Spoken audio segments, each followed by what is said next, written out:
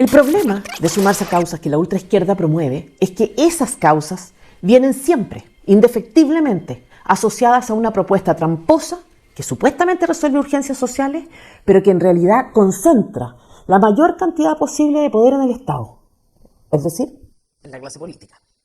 Por eso es tan relevante aprender a detectar las trampas, porque las discusiones no tienen que ver con si llevamos primero agua o electricidad a una urbanización, o si priorizamos tal o cual necesidad, en cuyo caso ceder o negociar podría ser razonable. No. En cada propuesta de la extrema izquierda hay una trama de poder, y mientras la derecha no sea capaz de ver lo que hay detrás de lo que aparece o se nos muestra en primer plano, será imposible detener a esta gente tóxica que nos gobierna hoy y que a pasos agigantados, por lo visto, está desplegando sus tentáculos en el aparato estatal. Detrás de la paridad, de la recién instalada Comisión de Restitución de Tierras Indígenas, de la reforma tributaria o con su nombre nuevo, el Pacto Fiscal, detrás de sus propuestas en educación, en salud y vivienda, detrás de todo hay un plan y solo se puede desactivar si se comprende. El hecho es que lo que se hizo público esta semana, gracias a una investigación de BioBio, superó con creces nuestra imaginación. 3.000 millones de pesos, referidos solo a transferencias realizadas por la Seremía de Vivienda de Antofagasta. Razonablemente se puede presumir que hay mucho más, que fueron en beneficio de fundaciones relacionadas directamente con Boric o personas de su entorno, cuyas funciones son completamente inespecíficas y que recibieron, sin embargo, montos altísimos y que han tenido un rol político partidista muy activo, tanto en la campaña del apruebo como en apoyo del propio Boric. Están robando y con un caradurismo absoluto, porque eso es, presidente Boric, un robo a los trabajadores chilenos. ¿Y cuál es la trama acá? A ver, el escándalo se desata el viernes pasado con Catalina Pérez, diputada y expresidenta de Revolución Democrática, partido fundado por Giorgio Jackson, que se ve envuelta en un trío. Un trío compuesto por su ex jefe de gabinete, su pololo y ella. Todos militantes del mismo partido, Revolución Democrática. Reitero, el partido de Giorgio. Nuestra escala de valores y principios en torno a la política no solo dista de, obviamente, el gobierno anterior, donde nosotros éramos oposición.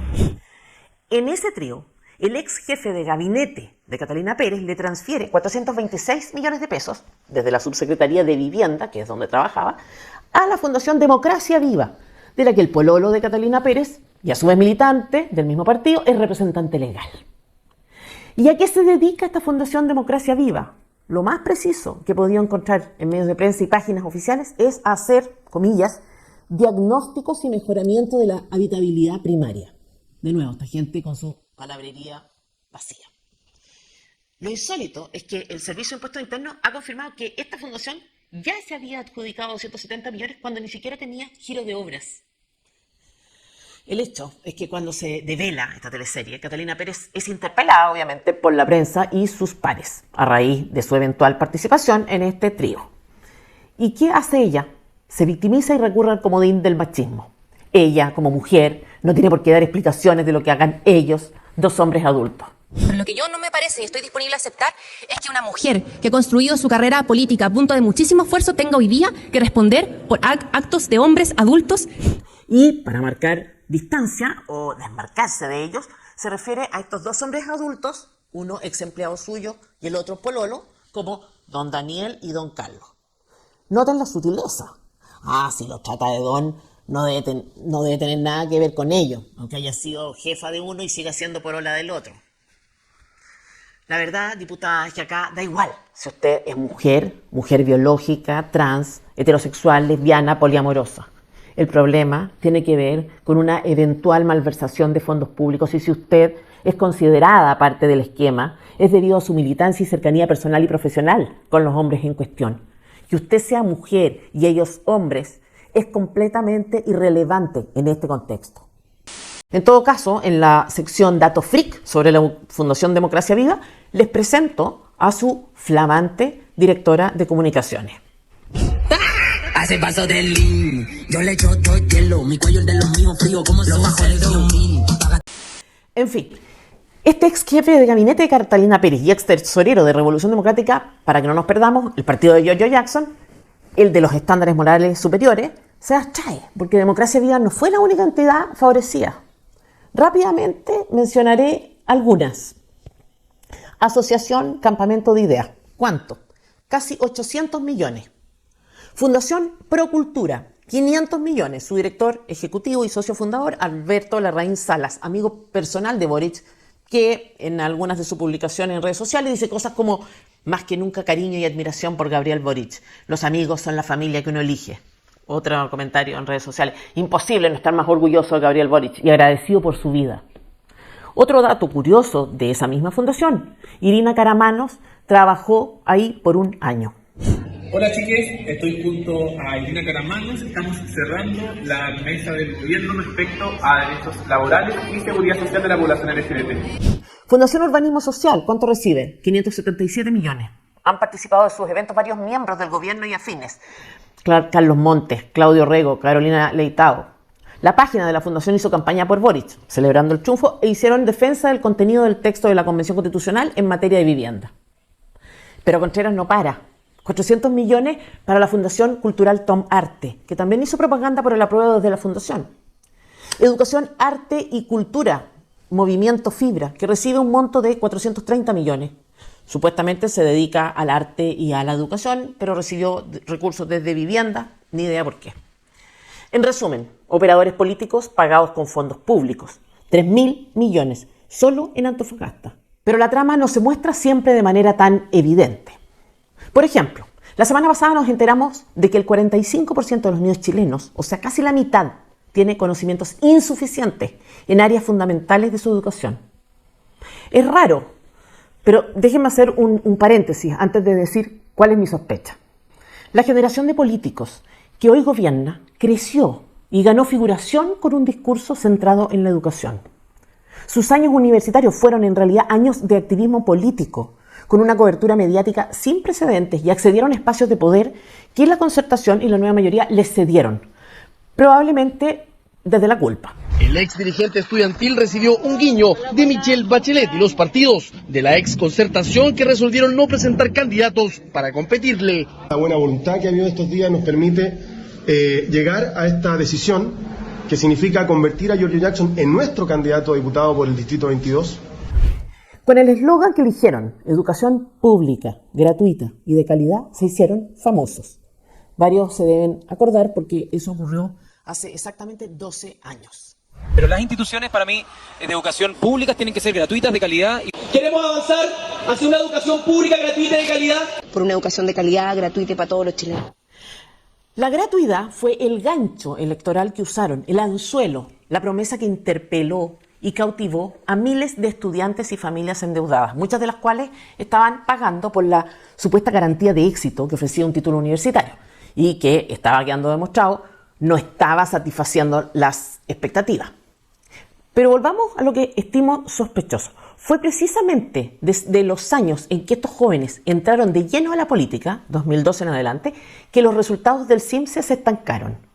O sea, los niños chilenos dejaron de avanzar en el ámbito de su educación, al mismo tiempo que el grupo político que hablaba de educación llegaba a cargos de poder. Primero en el Congreso, luego en el gobierno. Camila Vallejo, Giorgio Jackson, Carol Cariola, todos los diputados electos. Ante el pueblo y los pueblos de Chile, sí, prometo. ¿Qué fue entonces lo que pasó? ¿Qué es lo que ocurría mientras la palabra educación era la más utilizada en los discursos políticos? Pasó lo de siempre. Ni el Frente Amplio ni el Partido Comunista estaban hablando en realidad de educación. Hablaban de poder, buscaban poder. ¿Qué significa de hecho educación pública?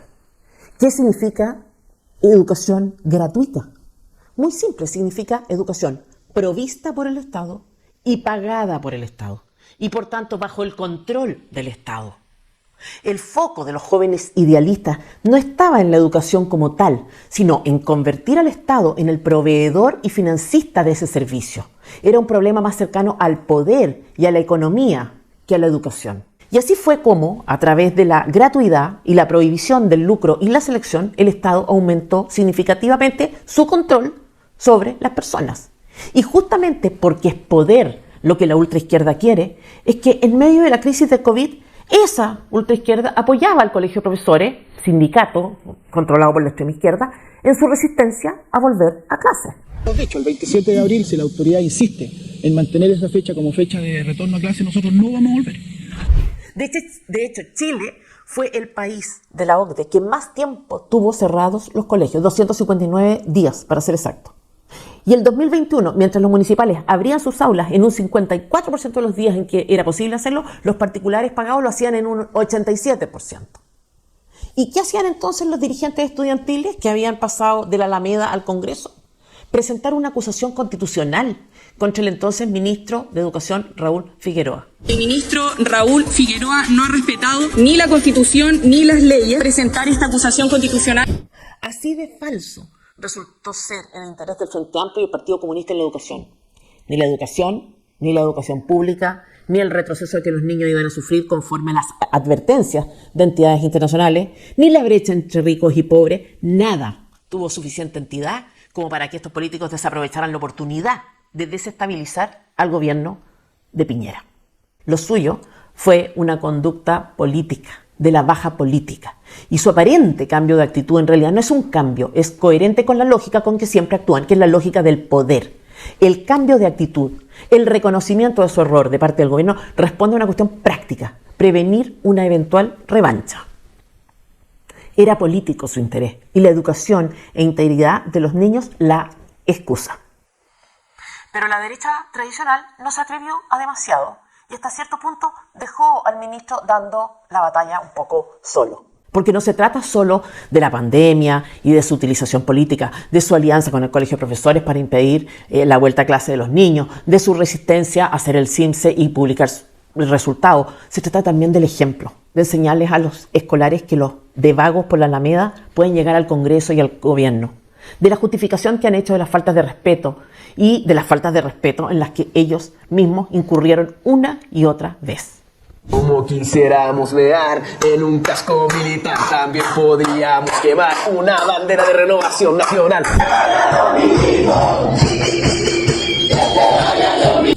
Pero vamos más allá. ¿Cómo se comportaban entonces los periodistas que hoy interpelan a las autoridades? ¿Cómo contribuían desde su posición de poder a la educación de los niños chilenos? Porque los periodistas suelen estar del lado de lo políticamente correcto y poco se les exige en materia de responsabilidad. Para muestra, un botón. Sí, pero ¿cuánta responsabilidad tiene usted en que este tema se haya politizado? Al final se transforma en un meme. Siempre lo mismo. ¿Qué hacía, por su parte, el Colegio de Profesores? Que según datos del Mineduc, probablemente sobreestimados, tiene solo al 23% de los profesores chilenos adscritos. Por ejemplo, en su petitorio de 2022, ¿qué hay? Piden bonos, exigen no ser evaluados ni despedidos en caso de que les vaya mal en las evaluaciones, exigen también la suspensión del CIMSE. De educación, nada. Las propuestas de la ultraizquierda en materia de educación no versaban sobre educación. Y por eso no extraña que no solo no haya habido avances, sino solo retrocesos en la medida en que ellos fueron accediendo a espacios de poder. Como tampoco extraña que, por ejemplo, en el presupuesto original para el 2023, el gobierno pretendiera bajar el presupuesto destinado a los liceos bicentenarios en un 33%. Eso mientras el Ministerio de la Mujer aumentaba en un 511% el gasto asociado a la equidad de género. Y a propósito de propuestas tramposas orientadas a la concentración de poder, una de las últimas del gobierno es la convocatoria de una comisión para la restitución de tierras indígenas. Efectivamente, hay un problema. Pero ¿cuáles son los objetivos que tiene esta comisión a la que alegremente se ha sumado la derecha completa? Es en este tipo de cosas cuando uno se da cuenta de que la derecha simplemente no comprende la trama de poder que hay detrás de todas estas propuestas de la ultraizquierda. No entiende que el activismo indigenista no es una categoría formal que grupos políticos opuestos puedan llenar de contenido a su antojo. El indigenismo, el feminismo y en general todos los sismos son activismos de izquierda porque sus premisas son de izquierda, ya que presuponen una crítica a la civilización occidental y a nuestra forma de vida. Entonces no se trata de defender las banderas propias porque sí, se trata de defender la verdad y de ver lo que hay detrás de lo que aparentemente es inofensivo, porque la ultraizquierda es cualquier cosa menos inocente.